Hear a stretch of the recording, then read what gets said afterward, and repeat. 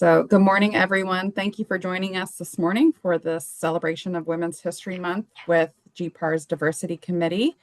And with that, I am going to pass the baton to our moderator this morning, the chairwoman for Diversity Committee for 2026, Miss Charlotte Bradley. Charlotte, the floor is yours.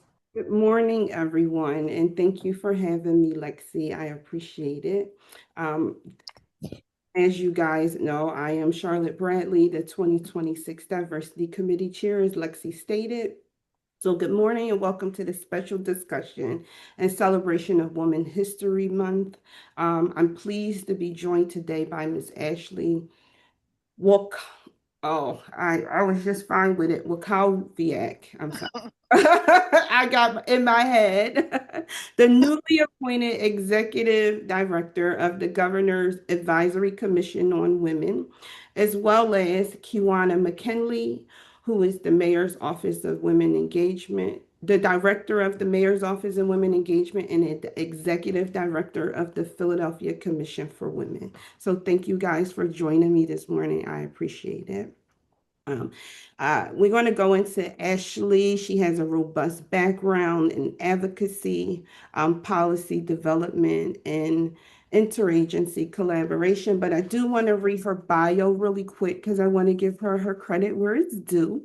So, Ashley is a passionate advocate for women's rights and equality, currently serving as Executive Director of the Government's Advisory Commission on Women. With career rooted in trauma-informed policy and practice, Ashley has spent more than a decade advancing protections and opportunities for women across Pennsylvania. Her leadership has spanned state government and grassroots advocacy alike, from crime victims' rights administration to shaping statewide strategy on civil rights, substance use recovery, and maternal health. A survivor of sexual violence herself, Ashley brings both expertise and empathy to her work, striving to build systems that center healing and dignity.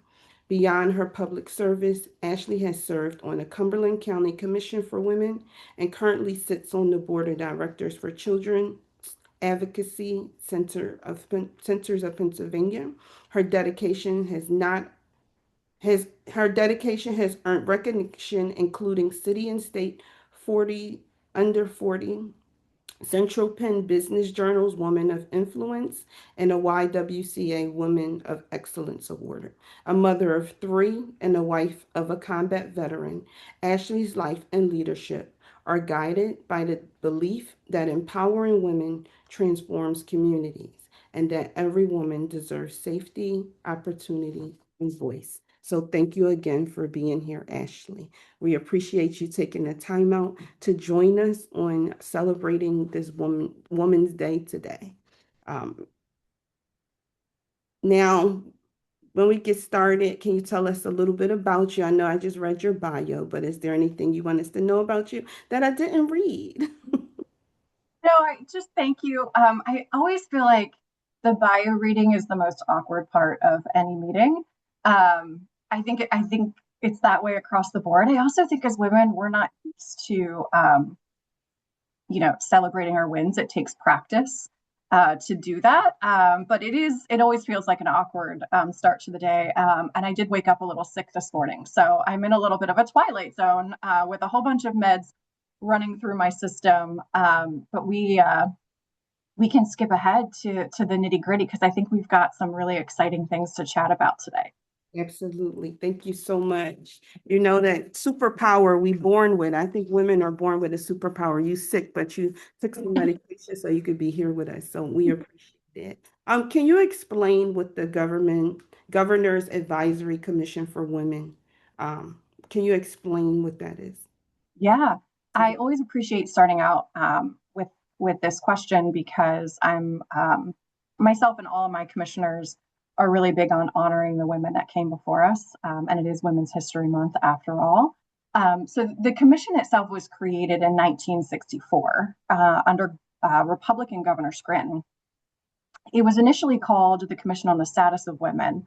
Since that time, it has served administrations of both parties for more than 6 decades now, with a longstanding charge to advise the governor and state agencies on women's needs and to elevate policy solutions.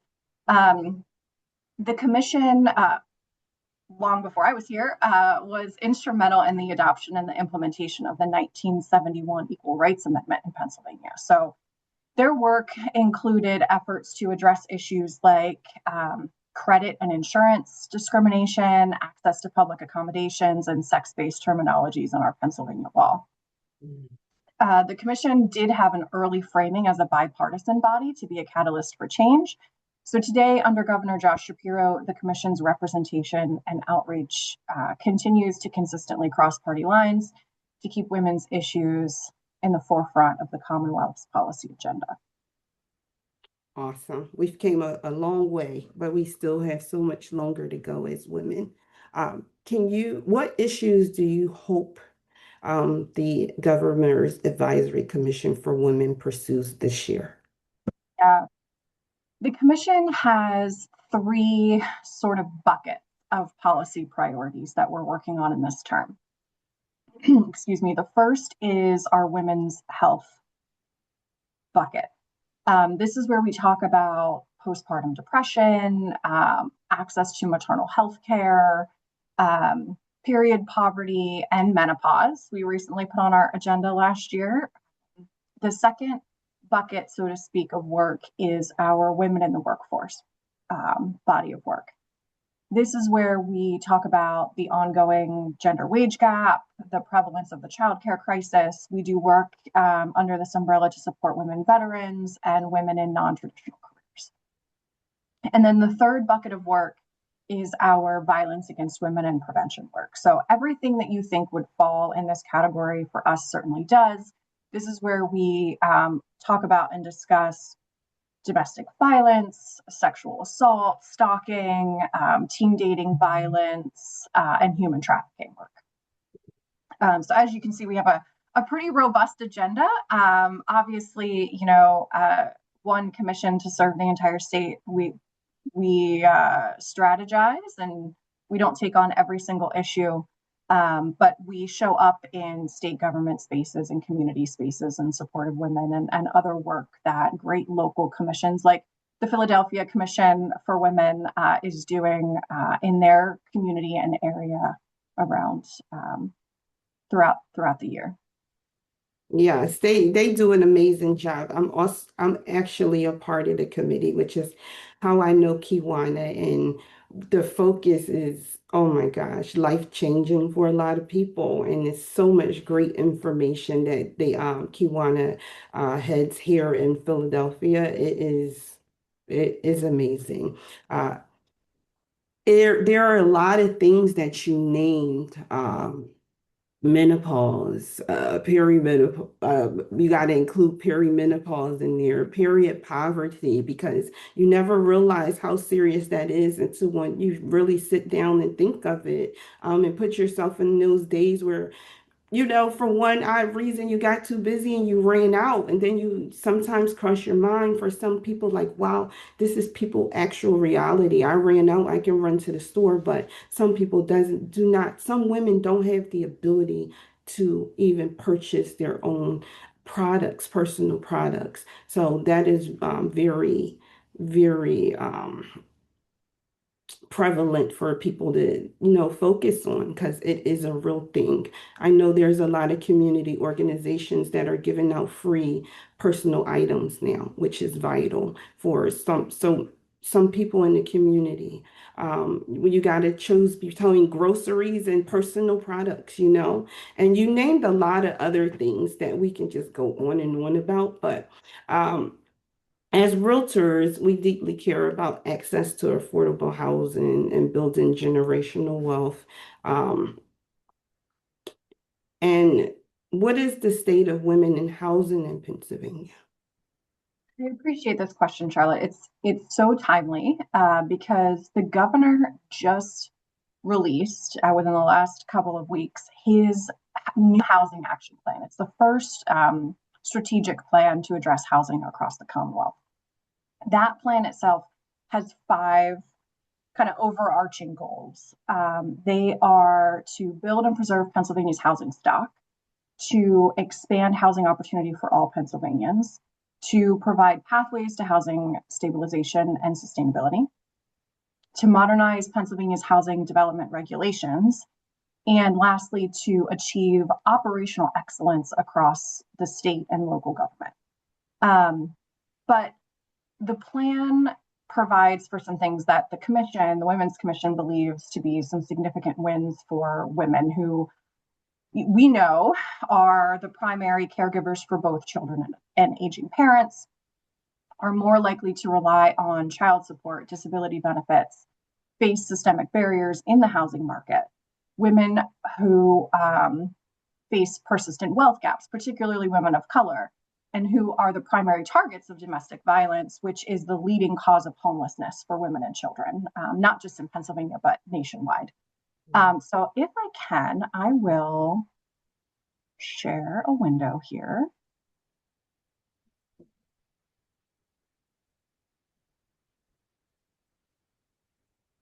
Can you all see that screen? Yes. Cool. So I'm going to really quickly kind of fly through these things. This is a two double-sided sheet, and I can share it with you all so that you can share it with your members and individuals who might watch this recording. But essentially, first, the plan strengthens tenant protections by addressing income discrimination, limiting excessive security deposits, and ensuring relocation support when housing conditions are unsafe. It also expands pathways to home ownership by helping first-time homebuyers with down payment and closing cost assistance, along with housing counseling for families to navigate the actual mortgage process. I probably don't have to tell you how difficult that can be for some folks, right? This group knows. We know. The plan, it invests in accessible and universal design for housing, which helps families caring for aging parents or loved ones with disabilities remain safely in their home. So that whole aging in place concept. It strengthens homelessness and housing stability programs, including prevention strategies around eviction and foreclosure, and sealing inaccurate eviction records that can unfairly block people from future housing. It seeks to protect survivors of domestic violence, allowing tenants to safely exit leases and access relocation support without financial penalty. And the plan also expands fair housing enforcement, legal assistance for tenants, and rental assistance funding, which helps stabilize families and prevent homelessness. So the plan itself, it does a lot of things. The full plan is online. I dropped a link in the chat. I'm happy to also share it via email where you all can do a much deeper dive than what I'm giving you today. These were the key things that the Women's Commission identified in the plan that we felt were a significant benefit to women across the Commonwealth. Wow, this is amazing. I love all of this. And yes, I look forward to you sharing that so we can share with our fellow realtors. One of the things that I really love that you read was people not being financial, not suffering financial from having to leave because of abuse. That is big. That is absolutely amazing. We've come a long way as women because you couldn't even purchase a house a short time ago without having a husband. It was against the law, and a lot of people don't know that really sad history of not even being able to purchase a home unless you were married. So having to flee the home and suffer financially for having to make a literal life or death situation for you and your kids, and having that law in place, that is going to be like phenomenal for a lot of women that finally get the courage to leave. Yeah. So, yeah. We agree. We're celebrating some big wins over here at the commission. Because there's a lot of tenants or even leaving their houses and suffering foreclosure, actually, because the house was in their name, but they have no option. There's a lot of tenants that can't move forward and need the assistance of having to go into a shelter or something because they can't qualify because they broke their lease. So I love this. I cannot wait to look more into this and deep dive with all of the plans, but I specifically love that one because I know how deeply that affects a lot of women and children. Can you provide a synopsis on the last GACW report on the state of women in PA? Yeah. So that very first commission that I mentioned, created in 1964. I'm sorry. Uh, There, did you lose me? no, I missed the hand raise, but that's okay. We can go. Oh, okay. Um, that first commission in 1964, they were specifically charged with writing the first ever comprehensive report on the status of women in Pennsylvania. They published it in 1966, so 60 years ago this year. So that was the first report. There have been a couple since that time. The last report on the status of women in Pennsylvania was published in 2004. In that report, there was a ton of demographics on women voters, women in elected office. There was status of home ownership, educational attainment. They did talk about the gender wage gap. It might have been one of the first mentions of what the actual gender wage gap is in state government documents that I've at least found. They did discuss women business owners. It included information about hate crimes and gender-based violence. But since that time in 2004, more than 20 years ago, there have been a lot of topics socialized during that time that weren't being discussed then in 2004, that women are talking about today. Things like postpartum depression, period poverty, that you highlighted, and menopause, to name a few. So giant advancements, I think, in women's health dialogue, and some other things that we are hoping to pull some data around, but also women's stories and narratives across the state to include in this updated report that we're planning to publish later this year. Knock on wood, if I can pull it off.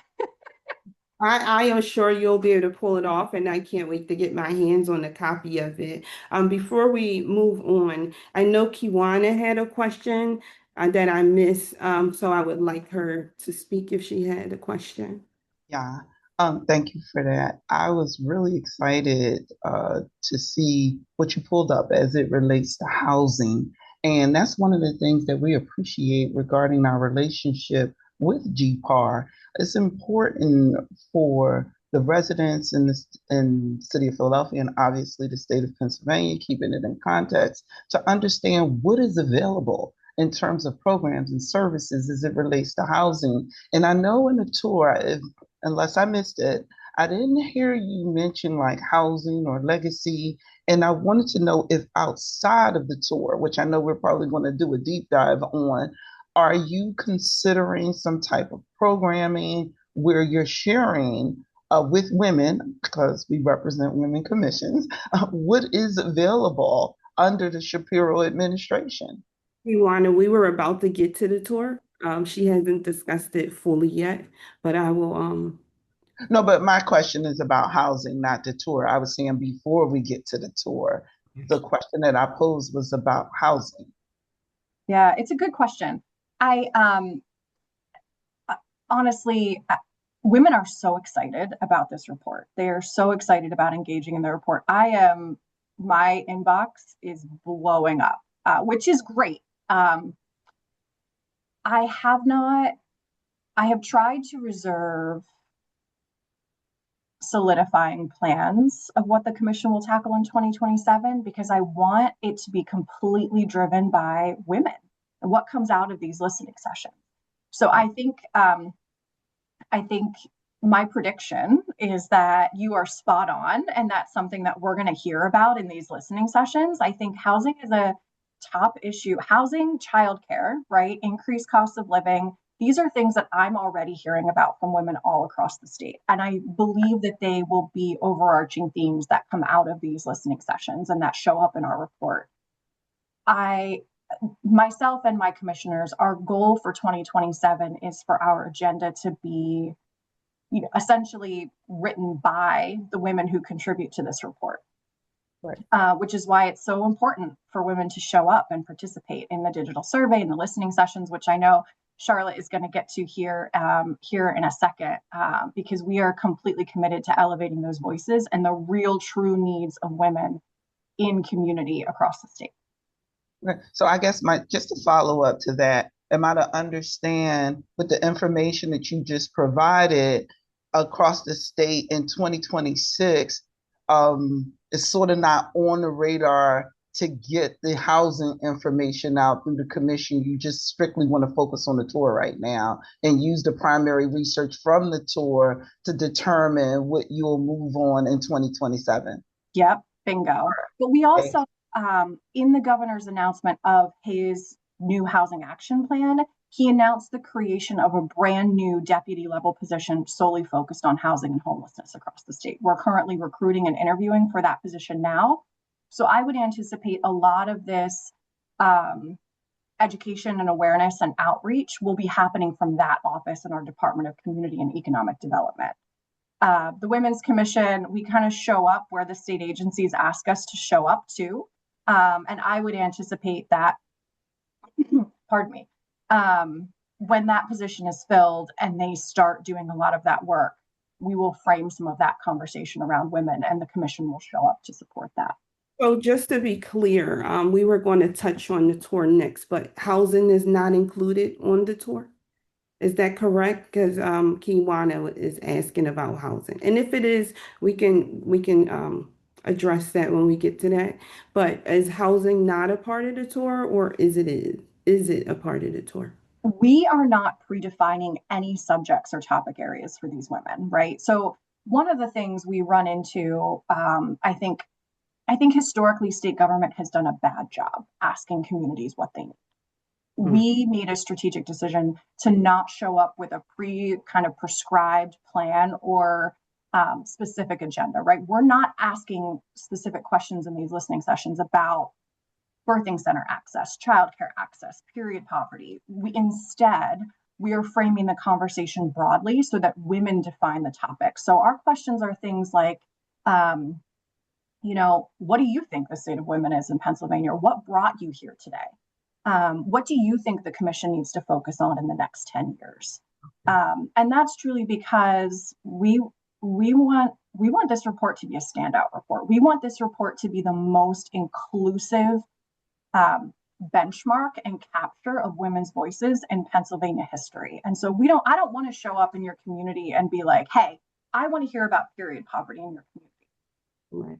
I want you to tell me what you need me to know. What do you need from me? What do you need from the governor? What do you need from the state to support a better, more holistic opportunity for you to thrive in Pennsylvania as a woman?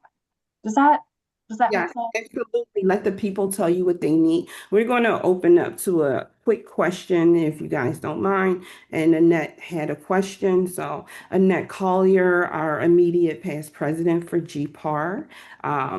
Let me. Good morning, and thank you very much, Ashley and Kiwana, for being on the call. And I apologize for being late. I had a doctor's appointment, so if you've already covered this, I'll just get it later. But demographically, is there a breakdown in terms of the women in Pennsylvania by race, demographics, economics, income, levels, who's renting?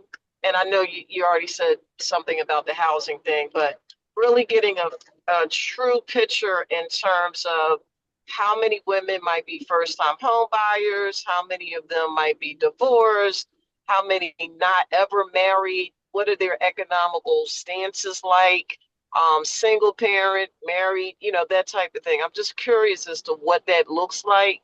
And of course, we're a real estate organization, so, we are going to want to at some point know what that looks like in terms of home ownership. It's very critical because we know about the climate that we are in politically, and knowing the independence of women, what does that look like, and what could be a driving force to remove that from us? But without having, all of the statistical information, we may be a little in the dark. Thank you. Yeah.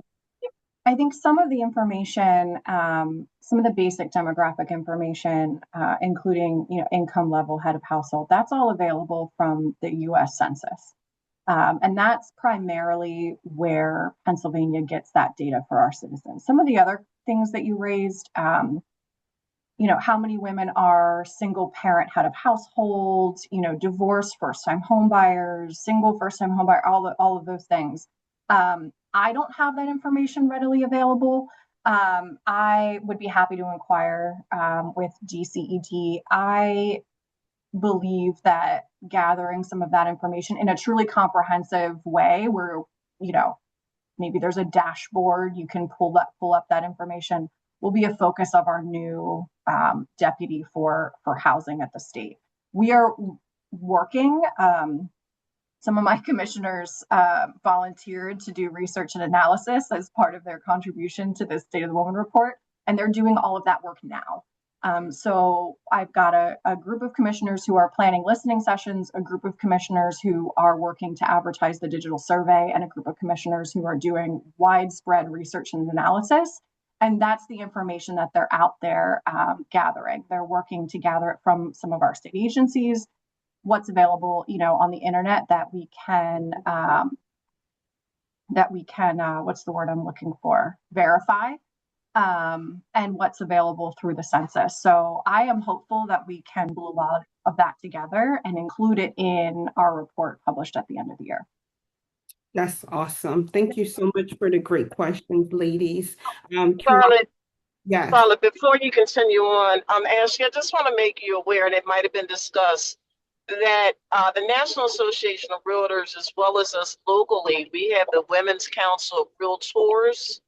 And then the National Association of Real Estate Brokers, which is the Black Trade Association, they also have a Women's Council of Realtists. They have a report called The Wire, which stands for Women Investing in Real Estate. So that's another, thing that perhaps can be addressed.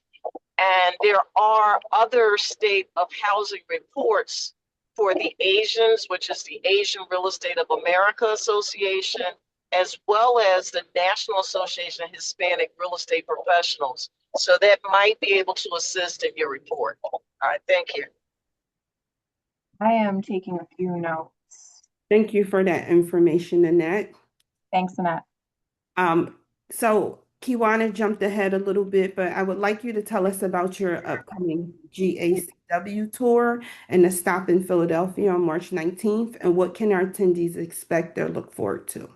Yeah, we did jump ahead a little bit, and that's all right. But we are launching our statewide listening tour in Philadelphia on March 19th. We could think of no better place, especially during all the America 250, celebrations happening this year, than to launch this work in Philadelphia. So we are coming to Philadelphia. I have a number of commissioners in the Philadelphia and surrounding areas. And some commissioners traveling in from across the state who wanted to be there in your community to kick off this tour. So that will be March 19th at the Parkway Central Library.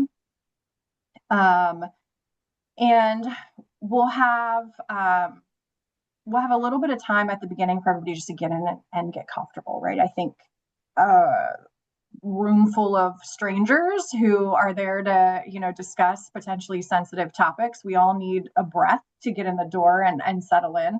So we'll have a breath at the beginning, a little bit of mingling. We'll have some munchies and things. And then we'll roll into the active listening session portion. You'll hear a little bit from me. I'll talk about some of the same things you heard about today, or, you get a little sneak peek here of the history of the commission and why we're doing this report.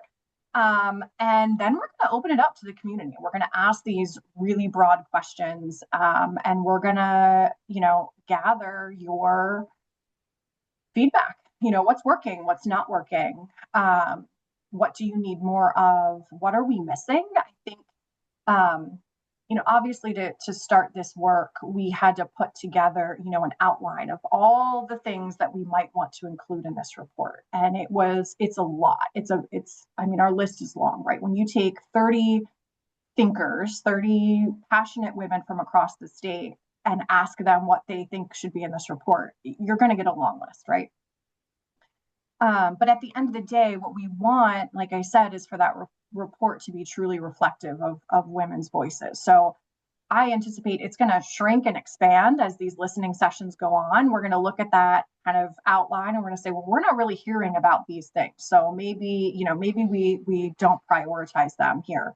And I'm sure we're going to say, oh my gosh, we didn't think about this subject, but it keeps popping up. We got to make sure that we incorporate this into the report. So we've started our outline, but it's really up to you all. What are we hearing from women and community, and what do they need from us? And that's what's going to wind up in this final report. Maybe we can have a giant suggestion box so we don't miss some things there for when people come in. How can GPAR assist you with this report? Is there, especially in the housing sector, is there anything we can do to assist you to complete the housing portion of this report? Yes. We need your help. I dropped a link in the chat to the press release that went out that kicked off all of this work last week. And in it, you will find registration links for all of the listening sessions. So we are kicking off in Philadelphia, but we're coming back to the Southeast, right in Horsham. So like right on the border of Montgomery and Bucks County, for an additional listening session later in the spring. I need your help advertising those sessions. And because obviously we're not going to be able to hear from every single woman in the room that shows up at this listening session, right? That's where the digital survey comes in. It's also in the link to the press release, and I can put all this in an email, Charlotte, to you and Lexi. I think Kawana already has a lot of this information because I've already begged her for her help. But the survey, it's available in English. It's also available in Spanish and in Chinese. We, like I said, are hopeful that this will be the most comprehensive report on the voices of women across the state. We want to hear from women in all 67 counties. The report itself is probably not what you're used to. I think we've all kind of grown accustomed to like a 2-minute survey, that you get maybe at the end of a customer service call or an exchange, a return or exchange you do online. This is not that. This will take about 15 to 20 minutes to complete. There are a lot of detailed questions in the survey. So while the listening sessions are very broad and open-ended, the survey is very detailed. This is where we are asking specific questions about childcare access, feeling safe in your community, after school programs, maternal health access. Have you experienced gender wage discrimination in the workplace? Like all of these things are in that survey. And then there's also a series of open-ended, boxes for you to just share. Because sometimes that's where we get our most valuable information. We certainly want to gather that too. But we genuinely need help advertising the survey for this report to be reflective of all of your communities and housing needs and, et cetera, right? We need participation. It's only going to be as inclusive and responsive as the voices that participate. Awesome. While there are a variety of issues and struggles with women across the board, and you've named so many today, so many that we can't just focus on one, right? Is there any issues that you find, while there are so many, is the most impactful against women or women in minority communities, or just overall have the most impact on women and is the biggest struggle? Have you identified any one thing? I feel as if my response to this will be largely influenced by my background in victim services. I consistently feel that domestic violence and intimate partner violence is likely the biggest crisis facing women around the world. I don't think Pennsylvania is an outlier in that regard. This is an experience that is so rarely brought to light. There is so much pervasive stigma around this issue. It is rarely just physical violence that you can see on the skin. It is so often years of psychological manipulation, coercive control. It impacts a woman's ability to be a mother. It impacts her ability to hold a job. It impacts her ability to build relationship and have a support network. It is an insidious crime and experience. If I had to pick one, it would probably be that issue that I think is so far-reaching, and it is so much more prevalent than we realize. And it impacts housing, and it impacts, all of these other things, right? I am consistently looking to build stronger bridges to support women who are coming out of those experiences. And because housing can be such a barrier, I'm very excited to spend time with you all today. And I'm sure that that's, like you mentioned earlier, Charlotte, I'm sure that it's something that you guys have all discussed in your meetings over the years of your community building. Absolutely. Thank you for your insight on that issue. We have Annette and then Kiwana. Annette. Now, I'm going to defer to Kiwana first, our commissioner, our executive director. I'll take second position. Okay. Thank you for that, Annette.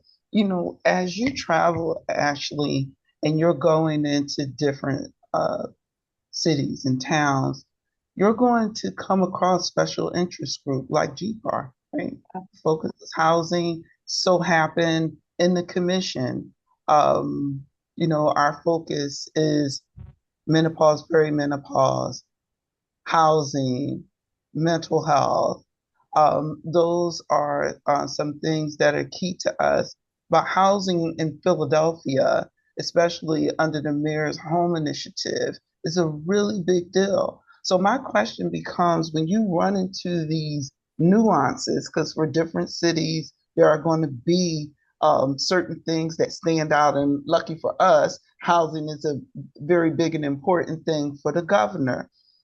Are there any opportunities, for example, if we were to put together a survey regarding women and housing, would we be able to, through you, get that information to you for you to use it in duo, for yourself in terms of the women's report, as we're also looking to assist in driving your survey, but also to that new office that I believe you said was opening. What was the name of that office again?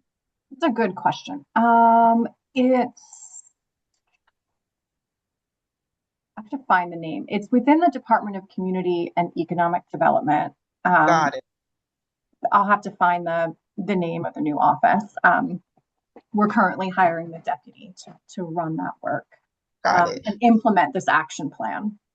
Absolutely, because I understand the importance of staying in your lane. And that's why, we talk about housing for women specifically and how we be able to be helpful in that area, but then also understanding this is something that could be important to the new office. So I know in driving traffic from my experience and what I've been doing with the tour stops, housing is important. That will show up in your open-ended questions for your report.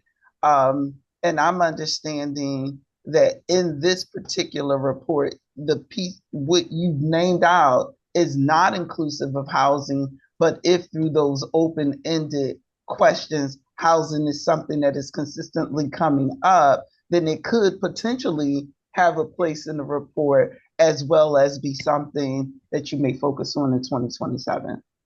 Yeah, it is it is in our report outline where I said, like, we've put everything that could possibly be in this report, right? To make sure that our research and analysis team, our commissioners who are doing that work, are out there gathering data, seeing what all we can pull together. But yeah, you nailed it, right? Like, at the end of the day, the report is going to be driven by women's voices. That's what we've decided as a commission. So the more we're hearing about an issue, the more we're going to make sure that it's, a highlight in this report. And to answer your first question, yeah, absolutely. We do a lot of, amplifying good community work that's already happening out there that's supporting women. So if your commission, if this group, launches a survey or an educational program or anything like that, and you want us to amplify it through our networks, we're happy to do that. Usually that looks like, if it's Philadelphia specific, I'm taking that information from you, sharing it with my Philadelphia commissioners, and they're pushing it out through their networks.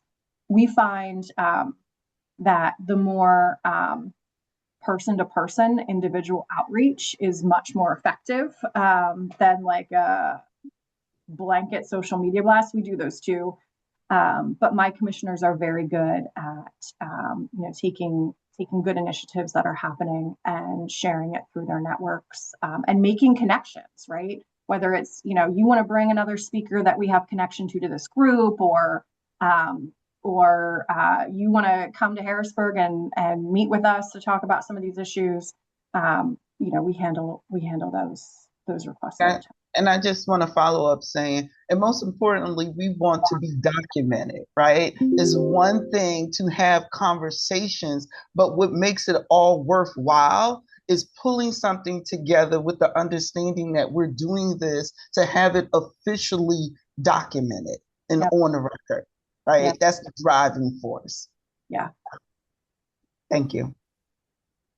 Annette.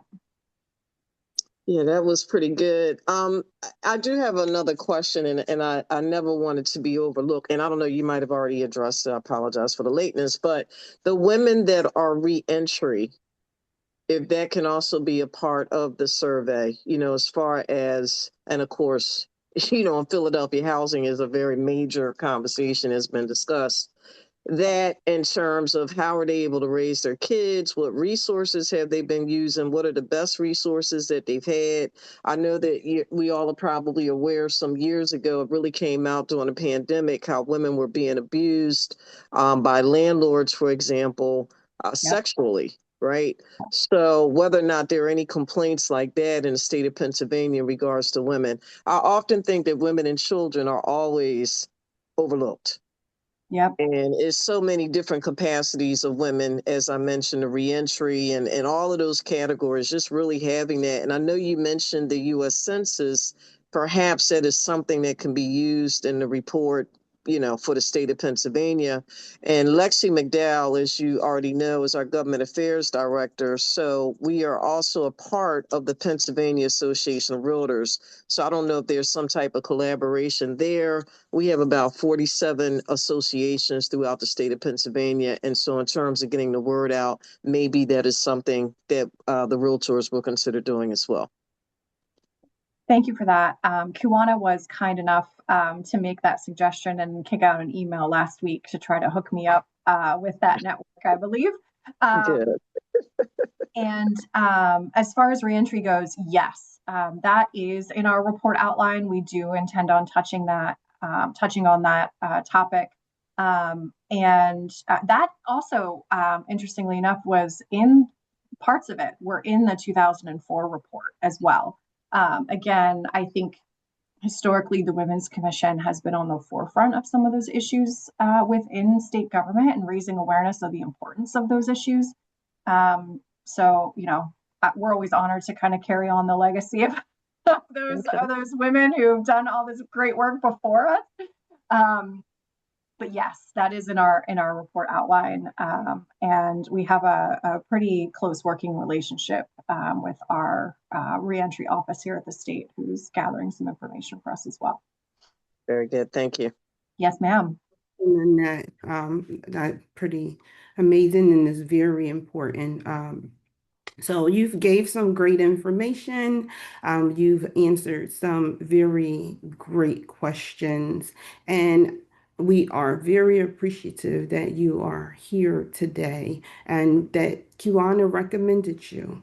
And you know, Kiwana always going to do what she need to do for the women. So we appreciate her and me on a personal level, and because I know how amazing she is. How can people get involved with GACW? And what kind of existing partnerships does the commissioner have with local organizations? We know that you have a partnership with the Women's Office, the Mayor's Office of Women Engagement, and the commissioners as part of that. But is there any other partnerships? Yeah. Um, we are always seeking relationship building opportunities. I think our work is stronger because of the work that you all do. Um, so if there are ways that we can, not just spread the word about, work that you're doing, but show up and support your work, things that are already happening, opportunities to empower women in your community, please invite us. Um, that's my favorite part of this job. I love traveling around the state and just sharing fellowship and space with women on the good days and the challenging days. But I also, when I can't make it, I ask my commissioners local in your community if they're able to show up. Um, that's number one. And then there's the obvious things, right? Like, please follow us on social media. Let me know if you want added to my email distribution list. Like those kinds of things, I think are, pretty typical. But I am happy to, Charlotte, Lexi, if you'd like me to kind of drop some of this information in an email for you that you can share with folks. The housing plan, the wins for women that I shared, information about the listening tour and the survey. And yeah. Awesome. I had a question with regards to so many women losing their jobs in the federal government, including over 300,000 Black women. And I wanted to know if you guys are touching on that for PA state and residents. Have you guys did any plan to address that issue and give resources? Because foreclosure is, skyrocketing again, and I believe that that has a lot to do with it. Yeah, I believe you are correct. The governor signed an executive order in 2025. I forget what month it was. Um, Prioritizing federal rehires into state government here in Pennsylvania. So he held a press conference as federal government workers were being laid off left and right, and said, "Hey, we'll take you here in Pennsylvania. Come work for us." And there's a web page. I forget what the landing page is, but you can find it at employment.pa.gov. There's a landing page for federal workers to help them to easily understand their federal job code and how it translates to the state employment job system. So which jobs to apply for. And we've done, the Women's Commission has sort of helped advertise that. The governor has 6 advisory commissions. Women's Commission, we're the OG commission. I love telling people that we're the original, but there's also the African American Affairs Commission, Latino Commission, AAPI Commission, LGBTQ Commission, and a new commission created by Governor Shapiro called Next Generation Engagement, made up of all Pennsylvania young people ages 16 to 26. But each of those commissions has an executive director like myself and works specifically to address the needs of their communities. So our executive director for the African American Affairs Commission, Sierra Dunn, has been more active in this space than I have been, admittedly. And I'm sure she'd be willing to join you and talk more about the work of that commission if you'd like to have her at some point. I sure will. That was so amazing. Thank you so much. Does anyone have any questions? Okay, so we appreciate you taking the time and for being a superwoman, Kiwana. I do. If no one else have a question, of course I do. Right. One, just want to thank you, Ashley. I think what you're doing is fantastic. I know you talked about a press release going out. I know early on, normally it's like the media alert, and then as you get closer, it's the press release. And so, one of the things that I mentioned in terms of being documented and driving traffic, not just Philadelphia and other places, when you are working on forming your partnerships that's going to drive the audience, I'm looking at the things that make people feel, women feel engaged and a part of. And so I don't know if it was your media alert or your press release that went out, wanting to know if there is commitment on our end, whether it's the Mayor's Office of Women Engagement, GPAR, Philadelphia Commission for Women, and we are committed to driving women. Because what is your expectation in terms of your numbers with the audience? Yeah. How many women are you hoping for? We have, for the Philadelphia session specifically, when I checked last night, we were up to 94 registrants, Right, which is pretty good for a government listening session. Our state agencies and my fellow commissioners hold listening sessions across the state on a regular basis, and 94 for a listening session, pretty great. But you guys are all more familiar with the Parkway Central Library than I am. Uh, right. my commissioner who booked that location said that it can accommodate 350. So we have plenty Yes, of space. And I truly believe that there is so much power, so much empowerment, just showing up and hearing from other women. Like I said, we won't get to hear from every woman in that audience. We know that. right, But I pull so much inspiration and validation from the right, stories of other women. Um, right. so, we've got 200-ish more seats available. Yeah, I Please. would have. Yeah, I'm familiar with the location, and I'm really excited about being able to move, hundreds of women. The cause is beyond worthy. But what I wanted to get a clearer understanding with is your partnerships, or, these community partners, just as you go in those particular sections, how are they acknowledged, branded into what you're doing to again create that sense of inclusivity? Yeah. Um, I, I don't, I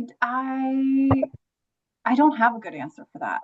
Oh, Um, I hope that, you know, the relationships that we have, that we continue to build, and our partners who share, the invitations through their e-newsletters and private emails and social media networks and all of that.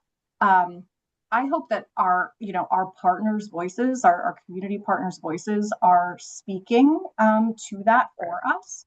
yeah, um, that's why my commissioners are out, having a lot of conversations just like this one. uh, right, that's, we think that it's much more meaningful, um, for those invitations to come from the community partners rather than just a state government press release. Like, we sure, do our part through the press release, but I mean, sure. And just speaking from experience, and even when you have folks register, there's still that margin of error. There are still people who will register with no intentions on attending. That's a big room. And I believe in, there's levels to partnerships. So if, you have those partners who are willing to be committed and put in the work to drive the traffic so that you don't have vanity numbers, right? My question becomes, when you're up front and those people in the audience know what brought them there, how is that inclusion there? Is there an announcement? Is there logos on your press release? Is there, because obviously if you sent out a press release this far in advance, you have to follow something up follow it up again. That's why I said there's a difference between the media alert and the press release, right? So in terms of the buy-in, right, and getting quality partnerships of women who will be committed to driving traffic and giving you something beyond just vanity numbers, I think it's important to consider, how those partners would be embraced, unlike those who you're just saying, here's a flyer, send it out to your network. Because in my experience, it takes a lot more commitment to truly fill a room that the space has, like 350. And again, I am familiar with the space, and you want that robust turnout. This is your launch. This is your launch. You wanted to set the stage. You want it to be something amazing. And I'm 10 toes down for you. I love the entire concept. But the one thing about myself, I think it's always important for whomever I'm involving to understand that I'm just as vested in you as I'm asking you to be vested in me in terms of what we're doing. So I definitely would want you to give some additional thought to that, because I really want to be able to engage women and have them truly commit, right? As if the event was theirs, truly commit to bringing out a crowd. And I need to give them some incentive to be able to do that. Thank you so much for that, Kiwana. We come into the top of the hour, and we appreciate the support that Ashley is getting. GPAR is going to do their best, and Kiwana can bring out numbers all the time. So she knows exactly what she's doing. She's at fields for the mayor. But again, I just want to thank you for being a superwoman and taking the medicine so you can show up and be present here despite that you're currently sick. I appreciate all of the information that you provided to us. Again, Kiwana, thank you so much for recommending Ashley. She was amazing today. We love that you were here and you gave us so much information. I look forward to your email, Lexi and I, so that we can get it out to our body of members and start to spread the word, because we're coming up on the 19th very shortly. In closing, if anyone was interested in joining the Mayor's Office of Women Engagement with our wonderful director, Kiwana McKinney, she loves phone calls. She don't particularly care for text. She's okay with email, but she wants you to call her. So I don't know if you want to drop your phone number in the chat, because this is going to be posted, correct, Lexi? So we want people to know how they can become a member of the Mo committee. The link is in the chat for anyone that wants to join. You have to reside in Philadelphia or work in Philadelphia or operate a business in Philadelphia. Is that correct, Kiwana? That is absolutely correct. And as you know, we we meet the third Tuesday of each month. It's a virtual meeting from 5:30 to 7. I just put my number in the chat, which I think I put 38 and it should have been 39. So someone help me out, please. So it's 215-847-3976. And we welcome you. I think you'll like what we're working on, as our focus is always to import and empower women. And this is my second year, so I can vouch that this is absolutely a great committee to be a part of. And I'm not even going to talk about the vagina monologues. But we lost Ashley. Where'd she go? Did she jump off? We had to leave for another meeting, but thank you all for coming today. Charlotte, Kiwana, again, for facilitating this discussion, and looking forward to supporting both the mayor and the governor's initiatives, Women's History Month and beyond. Thank you. Thank you so much. I have a great day. You as well.